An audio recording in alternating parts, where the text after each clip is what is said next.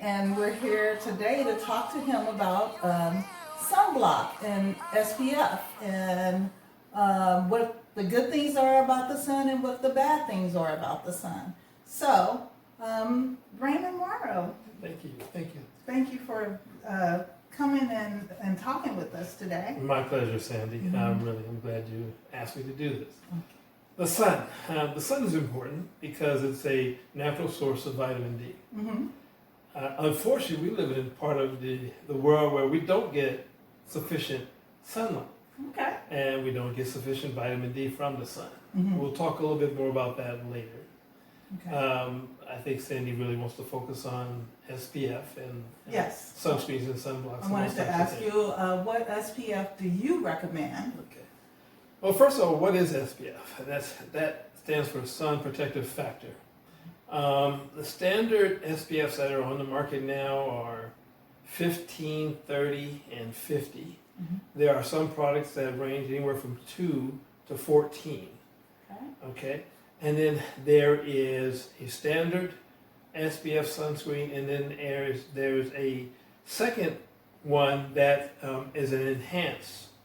Mm-hmm. The enhanced product will cover both UVA and UVB, whereas the standard will only cover UVB. Okay. And I think most people aren't aware of that. Oh, sure. I didn't know that. As far as the SPF factors, most of you are aware that there's 50, mm-hmm. there's 30, and then there's 15. Those are the standard factors. And again, like I said, 2 to 14. 15 gives you, on an average, for an average person, about a 94 to 95% blockage. Okay. 30 gives you 96 to 97% blockage. Okay. Now get this, 50 only takes you up to 98. Oh, wow. Nothing is 100% blockage. Okay, that's good Nothing to know. is 100% blockage. That's good to know. For most people, you have to understand that the less pigmentation you have, the lighter or fairer your skin is, the more you are at risk mm-hmm. for sunburn and for skin cancer. Mm-hmm. And those are the two factors you need to think about when you're thinking about exposing your skin to sun. Okay. Not just a sunburn, but mm-hmm. skin cancer is another factor you have to be aware of. Okay. Then can you tell us also, if you're just out and about, and it's, we're in Seattle, right. So the weather is not always sunshiny. Right. But how does that affect us? Should we still wear a sunblock? So again, if you are fair-skinned, mm-hmm. Definitely. Okay. If it's a sunny day and you're wearing short sleeves and mm-hmm. no hat, anything, you definitely should have a sunscreen on if you're going to be out in the sun for more than a couple of hours. Okay. Now, people who have darker pigmentation, African Americans, mm-hmm. Mexican Americans, Hispanics, mm-hmm. Even Asians, because you have more pigmentation, there's less of a risk factor. Okay. But again, you still should probably use a sunscreen. Okay. You may not need it as high of an SPF.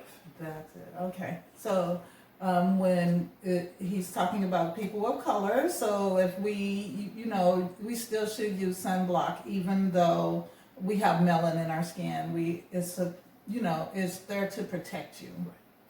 So anybody's skin can burn. I've been down to the Caribbean and got fried. Oh yeah. And then I learned that I've got to put a sunscreen or a sunblock on.